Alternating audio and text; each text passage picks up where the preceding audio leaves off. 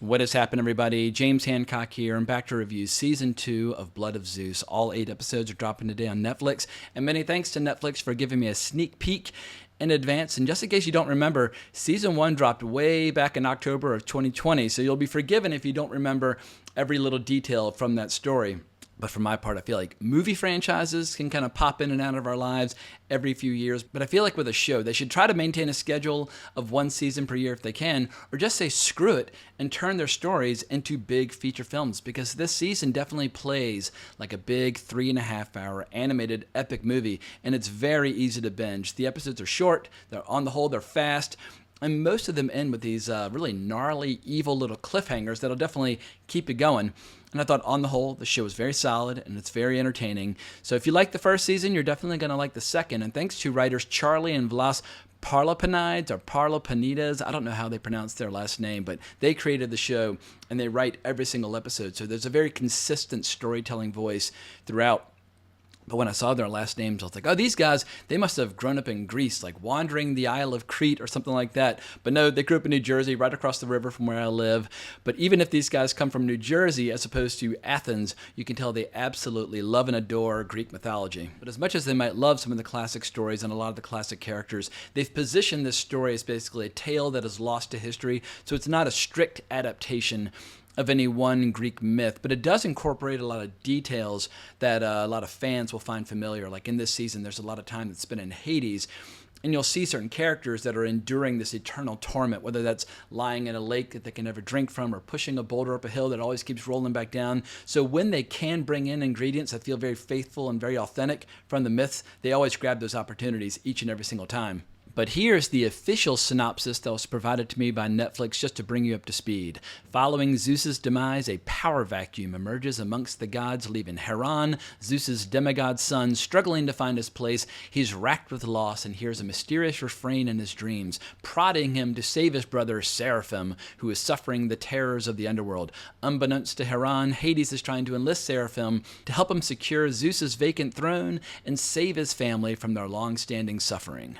And that description more or less gets the job done. But what it leaves out is that we just have one pissing contest after another between all the gods of Olympus, because people have to remember that the gods of Olympus, they're basically the world's most beloved dysfunctional family, where they have all these larger than life powers. Like, they can move mountains, they can make the seas boil, but they basically are about as emotionally mature as like your average 8-year-old. I mean, they've got all their petty rivalries and grievances and ambitions and insecurities, and there's constant backstabbing, or at least in the myths, constant incest. I mean, they are a very dysfunctional family, but everybody's got certain Greek gods that they absolutely love and adore, but they spend the majority of the season all trying to outwit one another or kill one another, and that's always a huge part of the appeal of Greek myths. But here's how I would characterize my reaction to this latest season, which kind of sums up everything I like and dislike about this show. I feel like Blood of Zeus is very close to being a show that would have been perfect for me around age like 13 or 14, because you have battles galore, you've got tales of high adventure, but perhaps this show is not quite as adult as Netflix would claim in their marketing materials or would like to have you believe, because there's plenty of blood and there's plenty of torture and misery and violence, and there's I think the best episode is episode 5, where they adapt this character, the Tree Bender, in really ruthless, gruesome fashion. I was like, God damn, y'all are going to the dark side. But what this show lacks is all the completely wild, deranged, uninhibited sex that pervades most Greek myths. Even when you're reading Greek myths that have been kind of neutered for children, it's still like, well, how come every single story involves, incest and things like that? I mean, it's just, it's insane just how sexual all those early Greek myths might be. But if you want to see Greek myths done in an animated style that's vaguely reminiscent of Bruce Timm's approach to something like Justice League Unlimited back in the early 2000s, this will definitely be the show for you. Once again, it's very solid, but it's just not a complete home run in my opinion. And if you're wondering why I'm so particular about Greek myths or the way they're approached, thanks to my dad, I grew up absolutely obsessed with Greek myths. Like, to help me fall asleep at night, he would either tell me stories of the origins of his favorite superheroes, or he'd tell me his favorite Greek myths, whether that was about Hercules or Theseus or Perseus or any of those characters. And as I got older, I was lucky enough to study Greek mythology in high school as well as in college, and I still have a lot of my texts from back in the day. I've got plays by Euripides, I've got Bullfinch's mythology, which is actually from a bunch of different kind of mythos from around the world.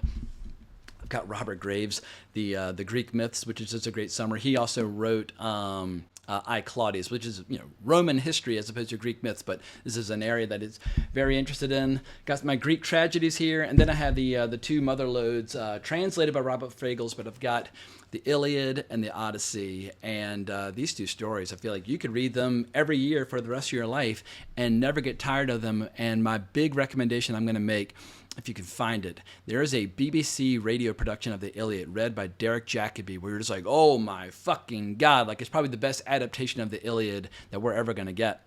But as much as I might enjoy Greek myths on the page, it's been kind of hard to find good shows and movies about Greek myths throughout my life. I mean, I was taken to see Clash of the Titans in the theater when I was 5, and at age 5, I hadn't read any Greek myths, so it was kind of the perfect home run at that time. But once you start reading, like, wait a second, y'all basically just took a bunch of myths and characters and stories and threw them into a blender, and out came Clash of the Titans. Like, first and foremost, Perseus never flew the goddamn Pegasus. I know it looks good on the screen, but he wore the winged sandals of Hermes that were kind of lent to him for the time being while he was off on his adventures. But, with the movie, they decided to take the character of Bellerophon, or I'm always a little iffy on the pronunciation of all these names, but they basically combined two heroes into one. But if your idea of heaven is watching heroes riding winged Pegasus or Pegasi into battle, you'll get a lot of that in this cartoon, because while you've got all your gods plotting and scheming against one another, you have your heroes and your demigods flying around on missions on these winged horses. And those scenes are pretty goddamn cool. But if you're willing to watch some old school movies, I think my two favorite Greek myths movies so far are Ulysses from 1954, starring Kirk Douglas, and Jason and the Argonauts from 1963, which is a ton of special effects by Ray Harryhausen. And there's some really cool video games that borrow heavily from Greek mythology, like Hades, which came out a couple of years ago, which is an absolute blast. And speaking of which, Hades 2 is now available in early access. And something tells me that whatever form of storytelling exists 1,000 years from now, whether it resembles movies or TV shows or video games or something that we can't even dream of now, they will still be adapting Greek myths all those centuries from now. But the reality is, if you want Greek myths, you just have to read the myths. Or look at classic paintings like the one of Medusa by Peter Paul Rubens. It's just absolutely stunning. And don't read some of the recent translations where people have tried to essentially, or well-intentioned authors, have tried to censor and or neuter these stories by removing all the objectionable aspects of these myths, or aspects that they find objectionable, because I don't read Greek mythology to see the values of 2024 reflected on the page. I want all the savagery and just the bestiality and just the intensity of these stories that were cooked up thousands of years ago. That's part of like the animalistic appeal of some of these characters and some of these stories, especially the gods of Olympus, where they're just as deeply flawed as human beings, if not more so. But once again, like I said, they have the power to do unholy things, and so when they have a temper tantrum, terrible things happen. And that's one of the best parts of this season, is seeing how some of the petty rivalries and jealousies lead to some of these characters doing unforgivable deeds against their own family members. And I think people will get a big, giant thrill of that, because, yeah, you just have all these dysfunctional brothers and sisters who basically they all just need a strong spanking and to be sent to their rooms. And historically, in the myth as well as in the show, anytime they behave too poorly, you always have Zeus there with the power of the lightning bolt and thunder to kind of put them all in their place. But now, in the absence of Zeus in season 2, then it's given a lot of these characters free reign to be on their worst behavior. And luckily, the show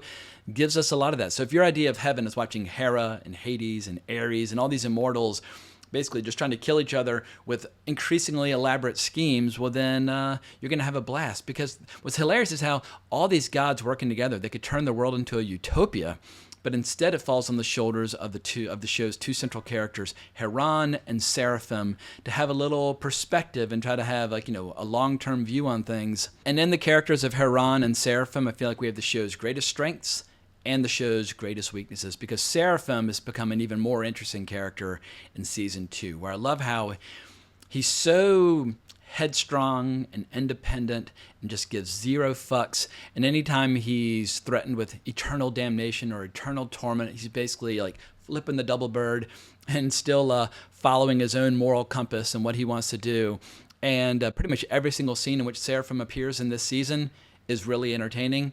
The flip side of that is that Heron is more boring than ever. And I feel like Greek myths, no matter what spin you're putting on them, no matter what interpretation you're exploring, they should never be boring. They should always just be the most grisly tales of high adventure you can possibly imagine. But Heron, he's so good and so wholesome and so selfless that he just becomes boring. He's like, in a cast of characters that are all horribly flawed, he's the one character who is largely devoid of flaws. And I'm like, all right, well, go away, stop talking, because you are not remotely as interesting as any of the other characters in the show. And maybe I'm being a little overly harsh, and as he starts to explore some of the powers that he's inherited from Zeus, he does have some moments where he really cuts loose. Like there's a great battle scene at one point where they go to war with that classic giant statue, or classic animated statue, Talos, which we all saw in Jason and the Argonauts.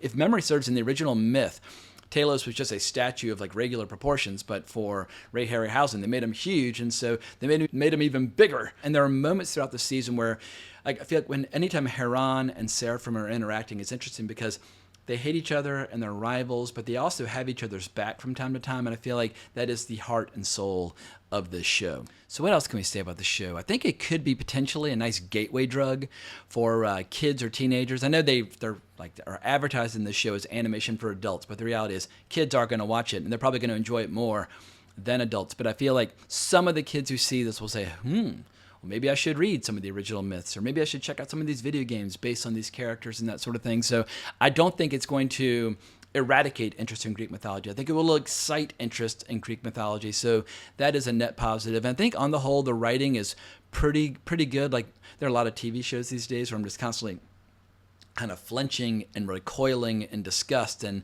I find myself watching less and less TV and reading more books and playing more video games. But the writing here, while sometimes it can be a little overly, I guess, theatrical or grandiose, but once again, they're writing the dialogue of gods. And I think in general, anytime you're hearing, Apollo and Athena and all these characters interacting, like I enjoyed the dialogue for the most part. And the show has the good sense to begin strong and end strong with huge, giant, epic battles. It has a great mythological flavor overall, where you can tell like they're not trying to make it feel like a show for 2024. They're trying to imbue it with as much mythological grandeur as humanly possible. But there are some pacing issues, and there are a few limp characterizations. Like Hades is done really, really well. They've made him really interesting. And Ares, you're going to hate him, but you're going to enjoy watching him interact with the rest of the characters. And Hera is, to put it mildly, the world's biggest bitch in this show, but in the best possible way. And she does have one amazing moment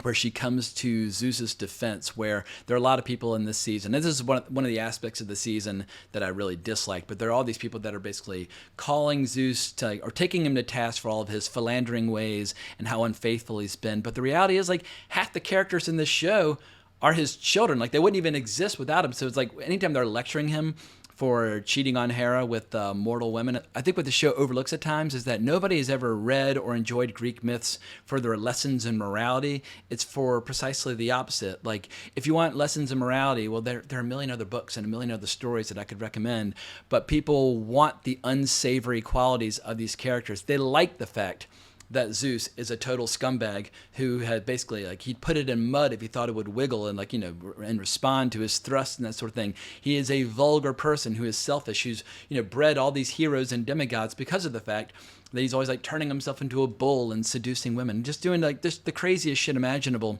But I did think it was an interesting twist seeing Hera remind everybody of all the heroic deeds by Zeus in the past, especially in their war with the Titans. Like, if memory serves, or if people don't recall, Zeus's father kept swallowing all of his children because he knew that one day one of them would overthrow him.